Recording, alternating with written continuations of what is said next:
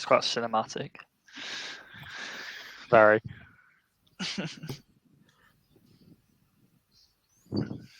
Right, we'll make a start in a second, I think.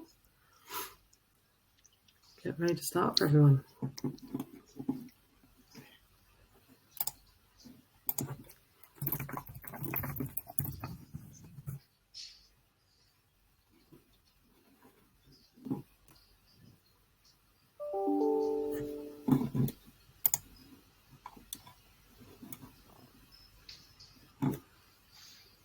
Okay. Right, I think we'll all make a start.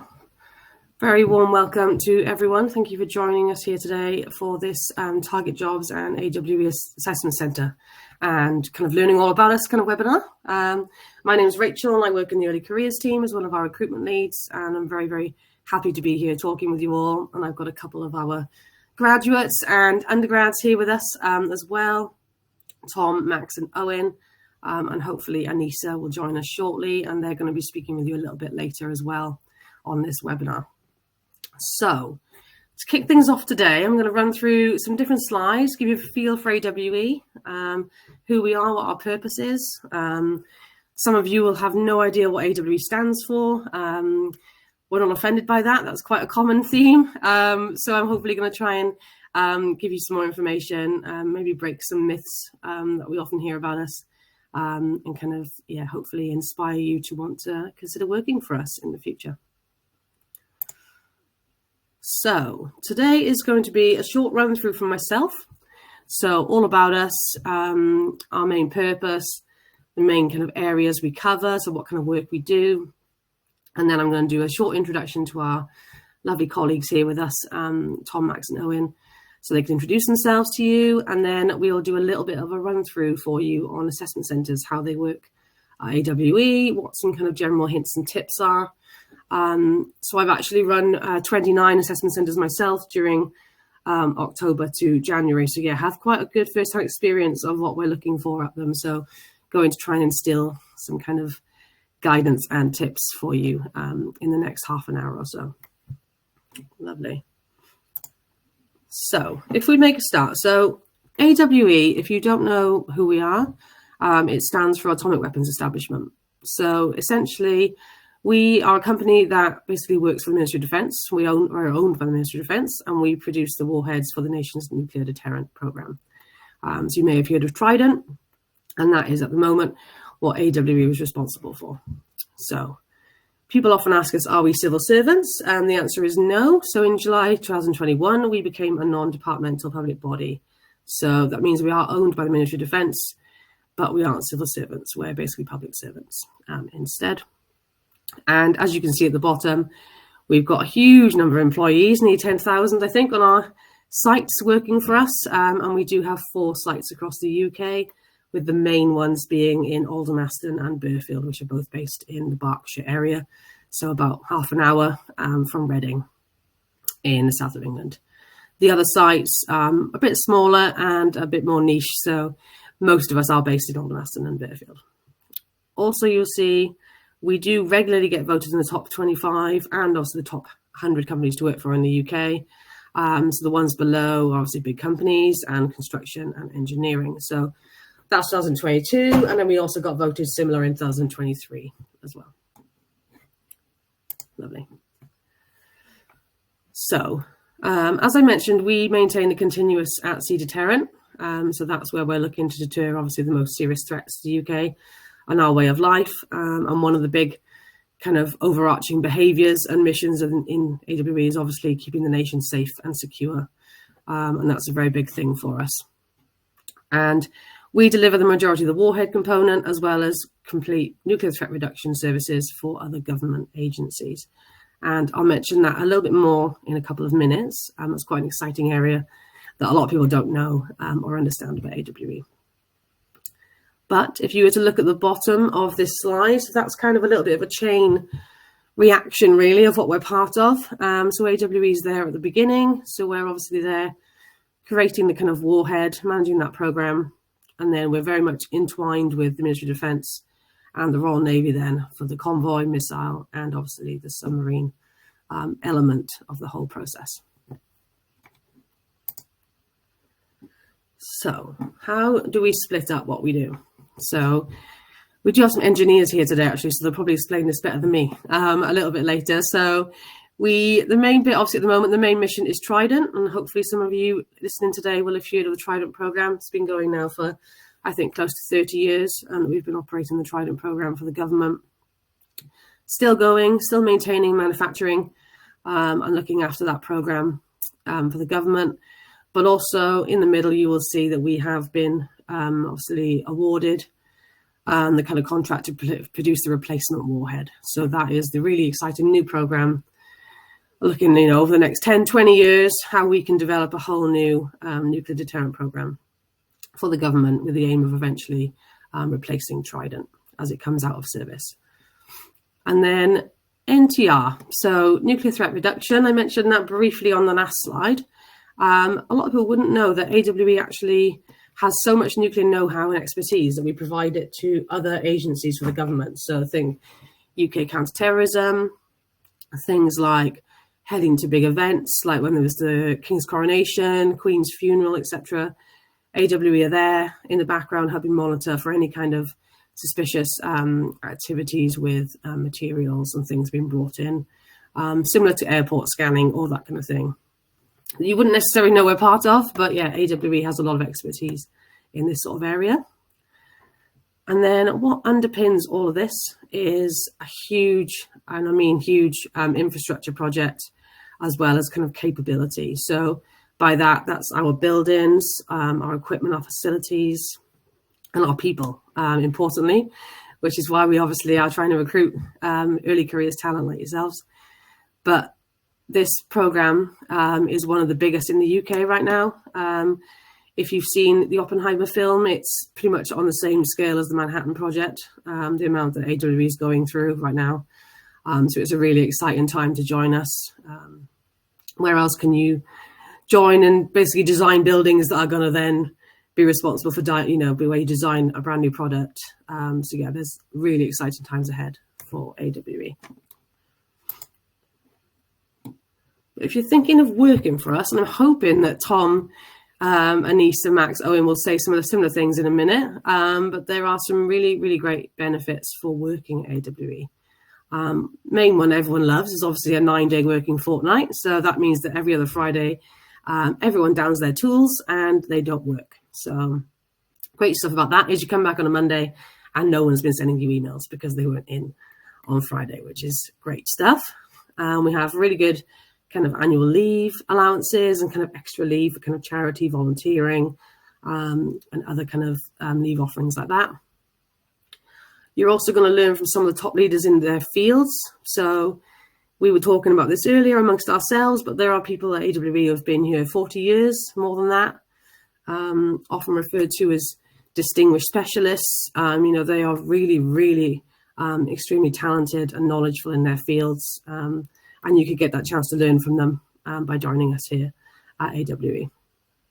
And then another great thing is getting access to our benefits scheme, including discounts on retailers, hospitality, insurance, the boring things like insurances, dental plans, things you probably don't think about, but it's actually quite useful to be able to get discounts and kind of things that you can join up to when you work at AWE.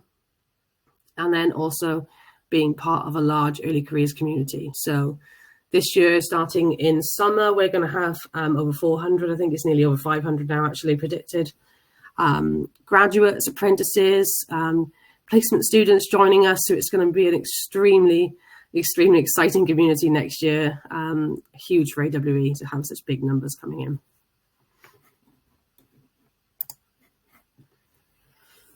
So Tom and Anissa here with us today are graduates, and we have our Evolve graduate program, which they're both on, and that is a £30,000 starting salary with a welcome bonus. And you also, obviously, you're joining a graduate development program. So you've got 2 years of kind of placements, training, development opportunities, as well as things like gaining chartership and obviously starting that journey with us at AWE.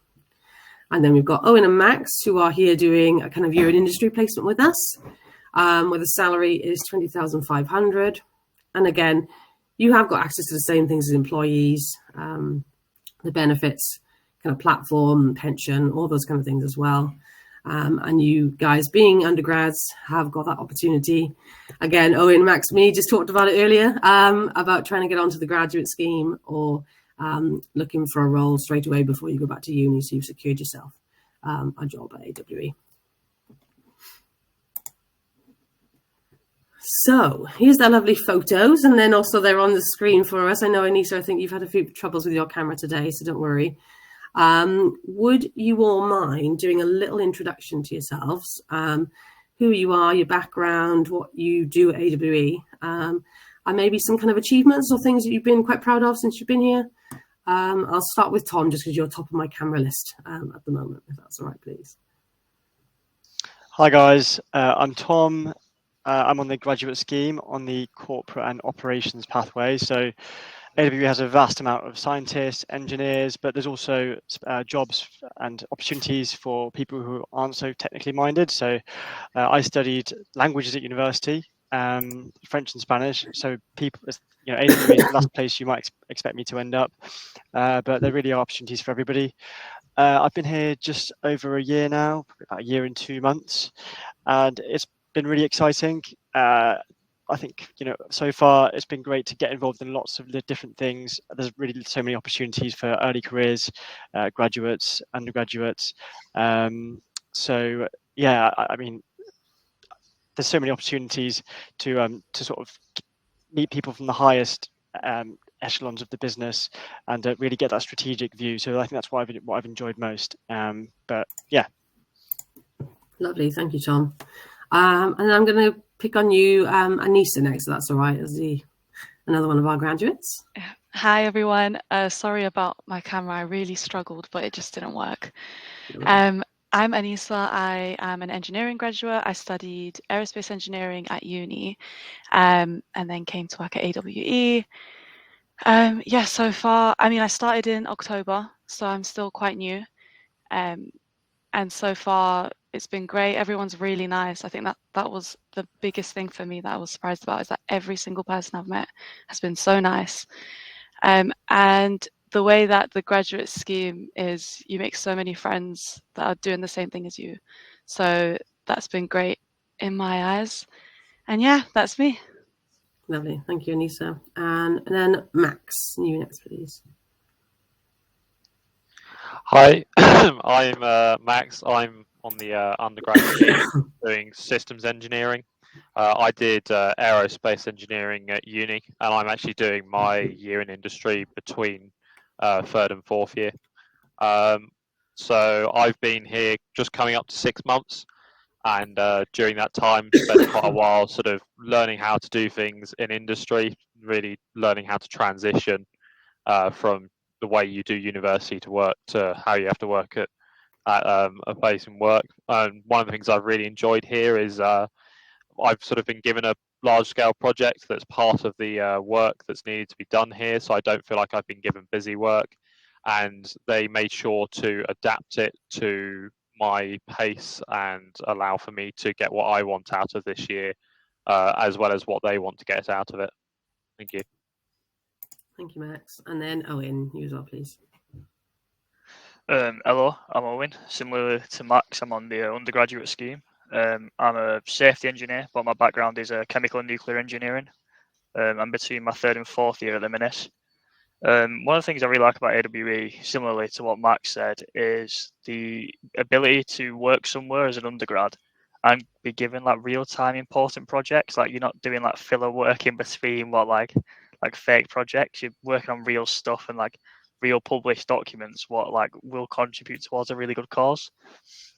And yeah, there's a lot of opportunities again to join the grad scheme and stuff afterwards. So it takes a lot of stress off that last year of uni, with the knowledge that all you have to do is just pass that final year, and don't have to worry about applying to different grad schemes and things like that. Great, lovely. Thank you, Owen. Next off, we'll do a little bit around assessment centres. So we kind of figured we'd do this as a bit of a get to know us and also a bit of an advice session today. So out of our colleagues today, Tom and Anissa have been through assessment centres with AWE, whereas Max and Owen have been through similar. They've been through an interview type process for our placement scheme. So for those of you maybe who are quite early in your career journey, you might not even really know what an assessment centre is, or you might not have been on one.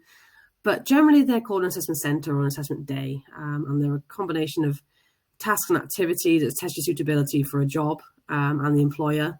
And with us, we also even look at you for the future, like where could you go with us, and hoping, how could you succeed and grow. So you do get a chance to demonstrate a lot of skills in assessment centres. So you won't just, have a technical interview. You do on ours, but you also have other aspects. So with our ones, you have a behavioural interview. So that's really trying to dig down about you, a look into your values, how you demonstrate behaviours. Do they, in any way line up with our ones that we really, really like to have in our employees? And then we also tend to run a group scenario. And that is generally quite a common theme in quite a lot of employers' assessment centres. So in our ones, for example, you're normally joined between, with other candidates. So we generally have up to about 12 in an assessment centre as a maximum. So yeah, you'll normally have quite a good group of you all being assessed at the same time. But generally you are kind of one-to-one for your interviews. We particularly don't want to force you into having interviews with more other people there other than just you and your assessor. So, but group tasks, normally you will have other candidates involved with you, whether virtually or if you're in a face-to-face assessment centre, and you will be asked to work together to create a presentation, maybe work on a scenario that needs some kind of solution coming up for it. So yeah, you'll have that aspect as well. And you'll see at the bottom, there's some other examples there of what things you might have to do: case studies, group discussion, presentations, interviews, and intro exercises. So for ours, we do have presentations in ours, and that can be quite a common theme. So I think if you're already getting used to doing those at university, you should be in quite good stead for doing them as an assessment centre.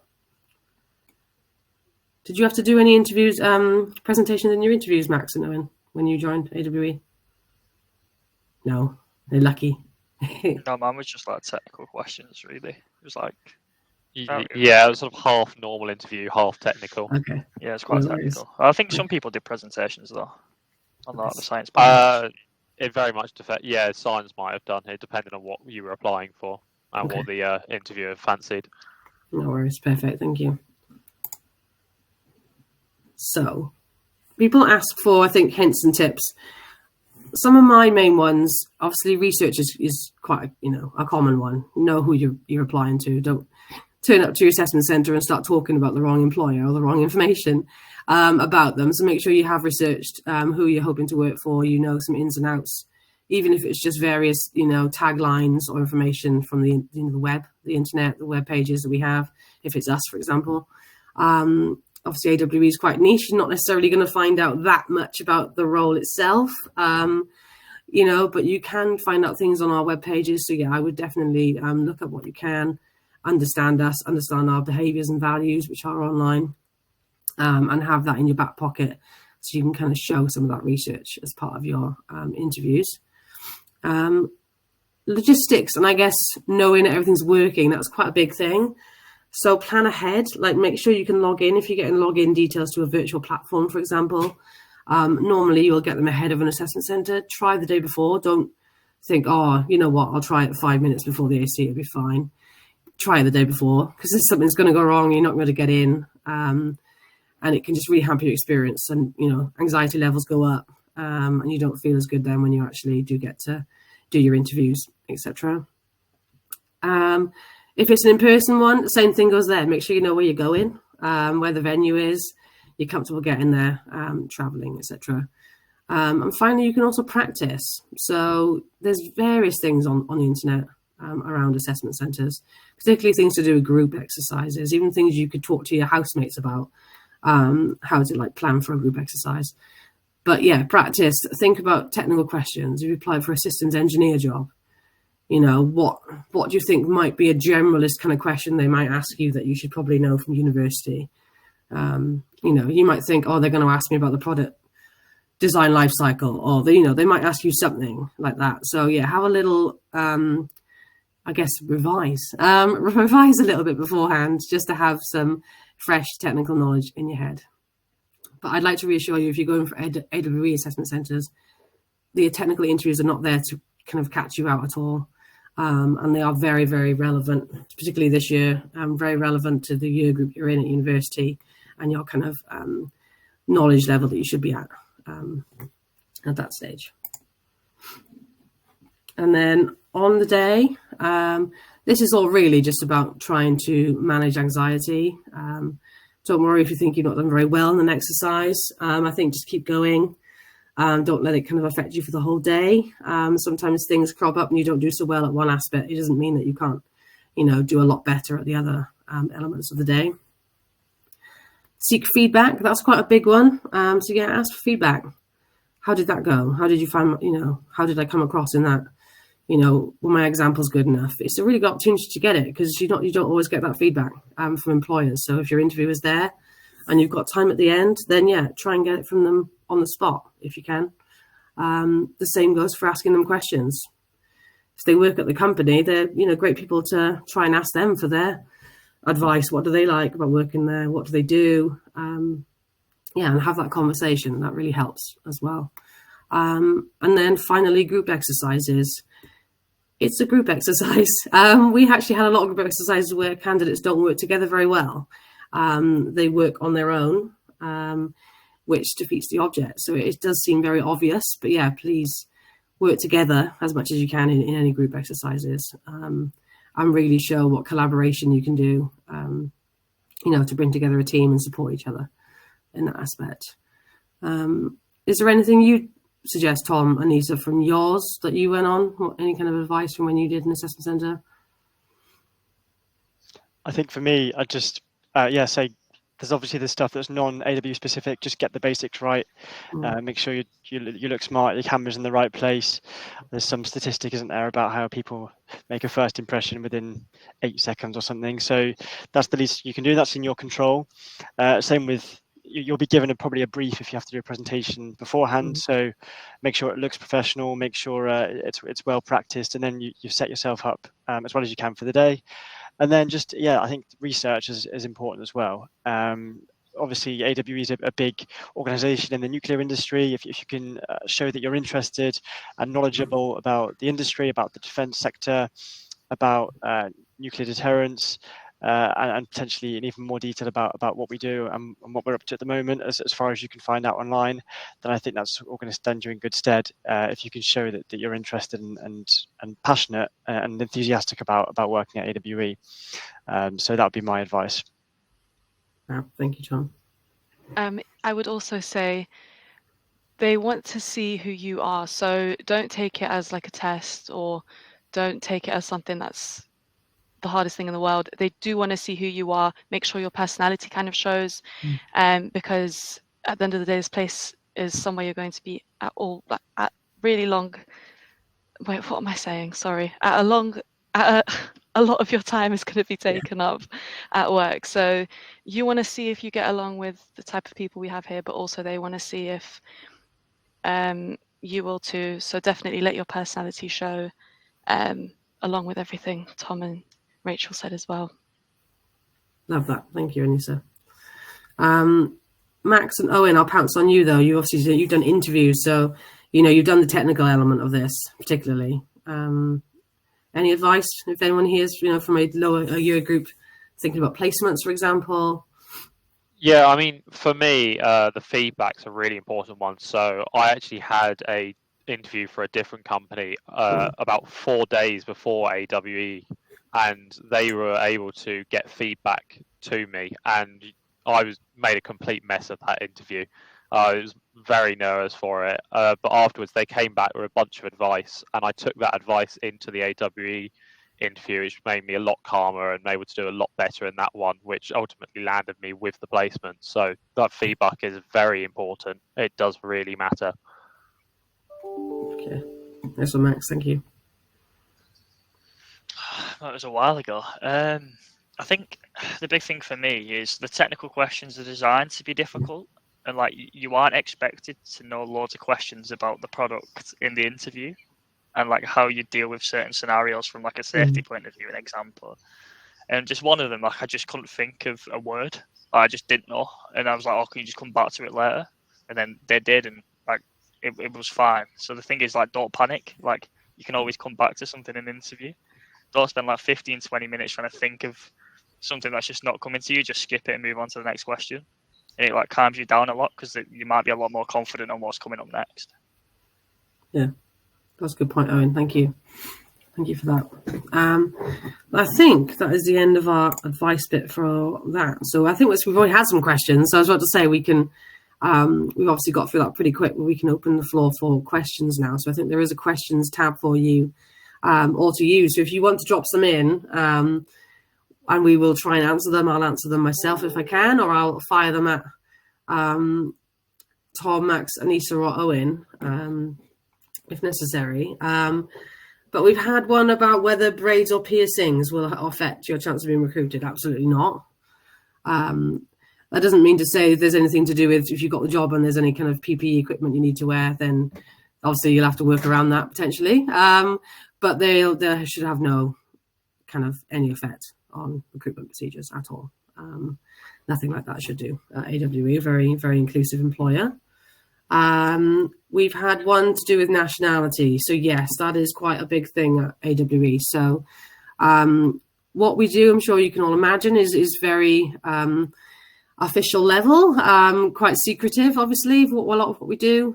So you do have to obtain national security clearance to work through us. And, people who work in engineering science, for example, do have to undergo quite high level clearance to be able to work on what they work on. So yes, there are nationality requirements in that. Generally, you have to be UK national, so you need to have a UK passport, and generally you need to have lived here for 10 years to be able to go for the higher level clearance to work at AWE. So yes, it does restrict in that aspect, unfortunately, but it is obviously government kind of controlled, and we're very much restricted by what they say at that point. Sorry, just quickly. In a more general sense, though, don't worry too much. Like, obviously, AWE is a very different kettle of fish with the way we've got all the security setups here, but that doesn't mean give up or anything, because there are tons of other opportunities out there. Yeah. And take advice from this in regards to assessment centres and apply it to other jobs.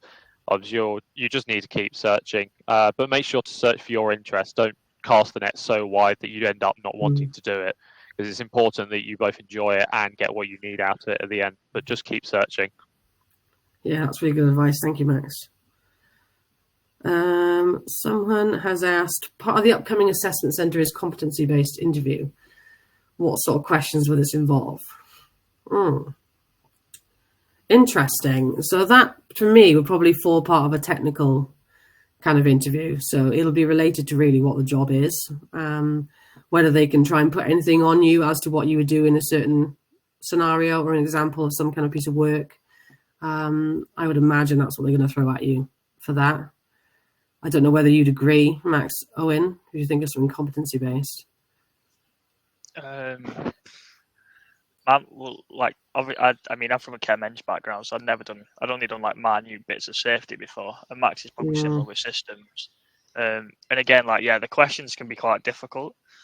But again, you're not expected to know the right answer. Like you're not going to get it right, like regardless of what you say. Yeah. It's more just like the thought process behind why you've come up with that answer. Like that's what they're more interested in. Think out loud. Right. Yeah, definitely think out loud. Just say random words, because that might be one what they like in the middle, and then you'll expand on it. I know chatting rubbish, but I know for me, for systems, they're asking me. The specific question I got was, how do you go about safely transporting nuclear waste? And I just had to apply sort of common sense to it. So some things that you might have picked up from engineering. So you think of like redundancies, that's something you've been taught. Well, how do you apply that to a transportation vessel? You think double walled. So it's just using that little bit of connection in your head to take what you know and apply it to the question. And even if you don't know the ins and outs, you can make assumptions. So nuclear waste, dangerous chemical, you want added layers of protection. Especially with the type of stuff we do, security is an issue. So is it secured from outside as well as inside? It's just applying those little tidbits that you do know and you've picked up from uni and from researching the job you're applying for, and then applying that to the question to get the best answer you can. Yeah. If I could Really just good. jump in there as well, Go for it, Tom. kind of my interpretation of a competency interview on the corporate space is more about the skills and behaviours that you display.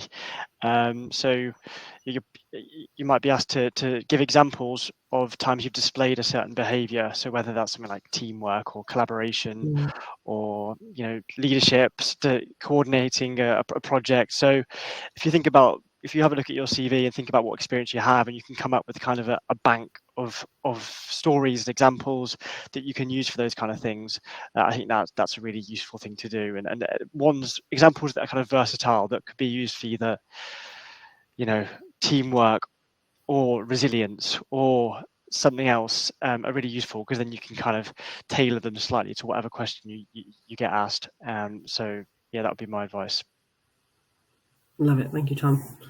How much enthusiasm is too much enthusiasm at an assessment centre? I love that question. I was going to say there isn't too much enthusiasm. Just be yourself. And if you're really enthusiastic to be there, then that's fantastic. The only thing I would say is just don't let it overcome you in things like group tasks. That's the only warning I would give, is just sometimes I think you can be so enthusiastic that maybe you talk over someone, things like that. So just be wary of that in group scenarios. But otherwise, just go for it. Be yourself, show your keenness. I'm sure it'll shine through at your interview that you go through. Lovely, thank you. Oh, that's okay. Any other questions from anyone? I noticed there was one about the biology student wondering.